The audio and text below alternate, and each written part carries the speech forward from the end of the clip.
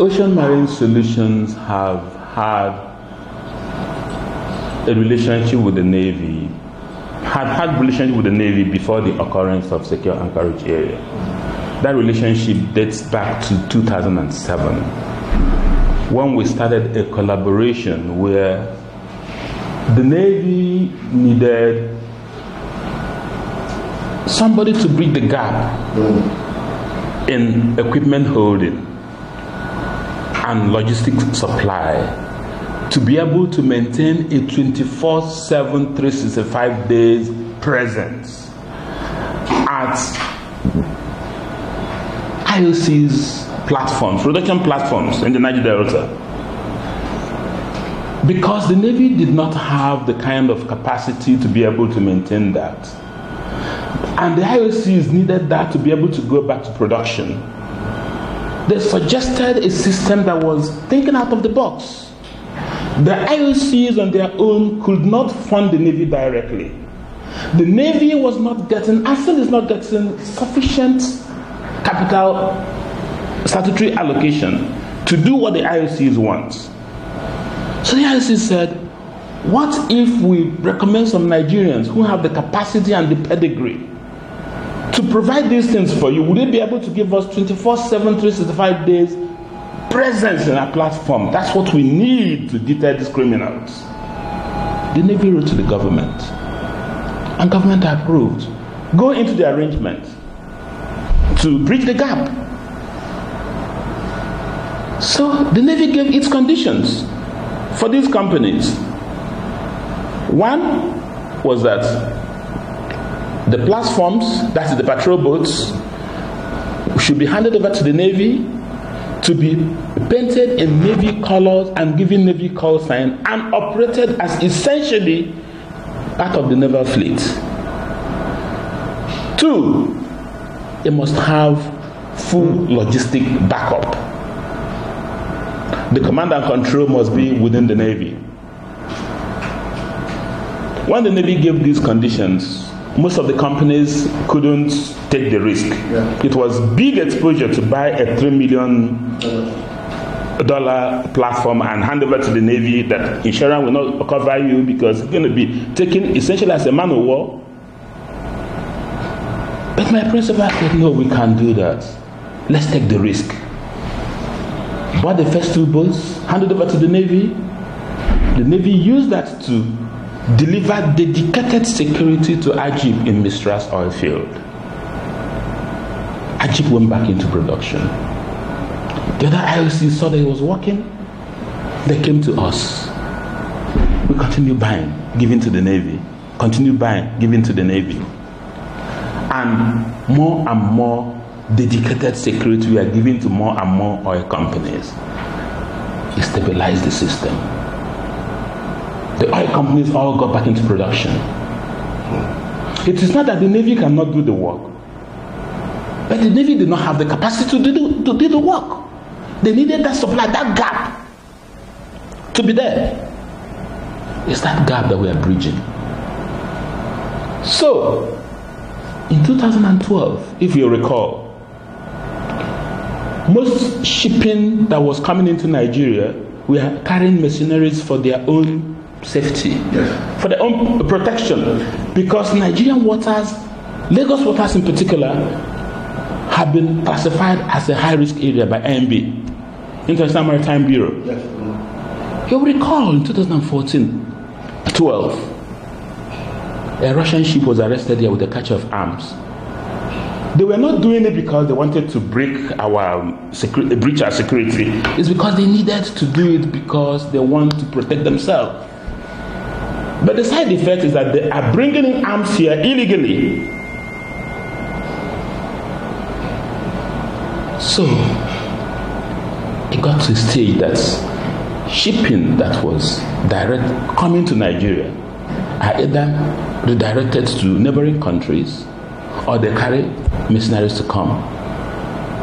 So in 2013, the Navy called a meeting of the stakeholders. How can we raise capacity to challenge NEMASA, MPA, GPR, NNPC, and some other maritime stakeholders to a meeting. We call it, I remember the name of the meeting now, but it lasted for about 4 months. Steering committee, what do we do? So they realized at that meeting that because we had had a relationship with the Navy, we were invited to that meeting.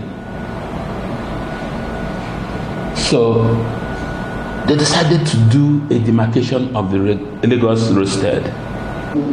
The committee, now the steering committee, said where NPA had earmarked before for STS operations, which is ship-to-ship transfer operations. STS, ship-to-ship transfer operations. When you want to lighter a big tanker, yes, from mother vessel to daughter vessel, where they had earmarked was too far offshore, too deep. Vessels could not use them. They were coming close to shore. We needed a channel management separation, traffic separation system for the area. So we redesignated a ship-to-ship transfer operation area, redesignated a free anchorage area, redesignated no anchorage area because of marine cables. Then in addition, they said, okay, let's designate a secure anchorage area where people who want to pay a little money could go to and be protected as extra security. Of course, the Navy was still patrolling the entire space. Just like on land, you have secure garages. You have secure, even at the airport, you have the general lounge for everybody who is traveling. You still have executive lounge, yes, where people pay a little more money to go and stay for more service. So they did that and asked the Navy, you have to operate it. The Navy said, one, I'm unable to maintain 24/7 presence, so I need capacity. And I cannot get that capacity. This company had partnered with us for the past, because it was 2013, for the past 8 years. They can replicate what they are doing in Port Harcourt area here. But in the Niger Delta, who were paying us? The oil companies. To be able to provide the logistics and the platform for the Navy to be there 24/7. Here, who will pay us? The Navy does not have the money to pay us. So he said, any shipping company, any vessel that wants to utilize that should go. It's not compulsory. So, when people say that the cost of being at the secure anchorage area, it's introducing more cost to freight, they miss the point. They miss the point. One, let me tell you how they miss the point. Before now, these people were hiring machineries that they will take for the entire voyage of 30 days at $2,500 per machinery, and they hire 3, sometimes 4. $10,000? No, 10,000. 10,000, sorry, 10,000. Yes. 10,000. And they carry that bill. The other thing is that they are bringing arms illegally to the country. Nigeria is not a failed state, so nobody else is authorized to carry arms at sea. So for them to do that is because they are breaching the security of this country. But the advent of the secure anchorage area, when they started using it, they didn't have need to do that anymore. 2, their insurance premium dropped. Because for any vessel that is coming here, because it's a high-risk area, your insurance premium is this big. So it's a double solution for them. I will give you the feedback from all the vessels, the captains that use the services at the secure anchorage area. Excellent. It says, since we started using you, we go to bed. We've operated from 2013 to date. There has been no one single breach. Not one. So, we are not increasing cost of freight. Rather, the Navy said, since this model is not going to be at any cost to government or to the Navy, go ahead. And the shipping companies that are using them, the international shipping companies that are using our service, are very happy to, because what we are charging them is a stipend of what they would have spent to be here. I tell you see, it's a misinformation. I'm sorry to use that word. Because the MPA provided vessels for Nigerian Navy. 3 is in the papers. None of those vessels is in the secure anchorage area. All the vessels that are used in the secure anchorage area, that particular area called secure anchorage area, are owned by a company, donated to the Navy, to man. Like I told you, the relationship we started in 2007 made us to acquire vessels and domicile them with the Navy, painted in Navy colors. An outsider may not know the difference, but we know. So it is not true that the Navy know. It is not true that we are using government assets to make money and the money is being diverted to private pocket. It is very untrue. It's because people do not know this arrangement. When the steering committee, that was the story I was telling earlier. Yes. When the steering committee met and eventually decided the demarcations, first and foremost, MPA was there, NEMASA was there, NMPs was there, Nigerian Navy was there, OMS was there. The decision was agreed on the demarcations. First to publish marine notice was NEMASA. NEMASA published marine notice. I'll show you it's here. Published by, I think, Guardian newspapers.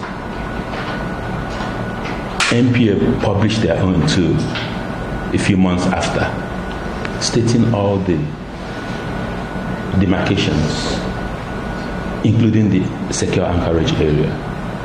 MPA publishing it was simply to acknowledge they know about the existence. It is not under their purview to regulate it. Because the secure anchorage area is 10 nautical miles offshore from the fairway buoy. MPA jurisdiction is from the fairway buoy inwards. Check the MPA Act. You make a pronouncement that abolishes what is on ground, that the users are not complaining, are using and they are happy with. You are saying you are going to replace it with something later, that you have orders on 3 ships. They have not come home. So why would you want to dismantle what is working, to wait for what you haven't even acquired? 1, MPA is supposed to provide berthing space for these vessels. For some reasons, they are not able to.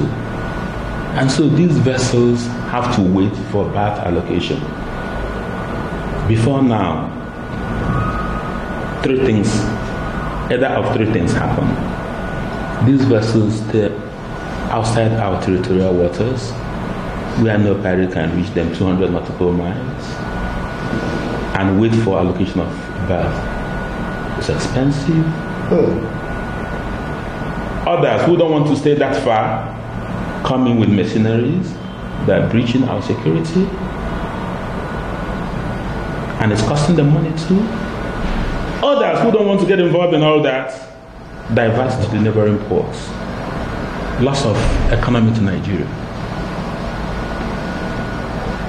The secure Anchorage area stopped all three for a small fee, and they're happy about it. Okay, maybe the argument is in the name.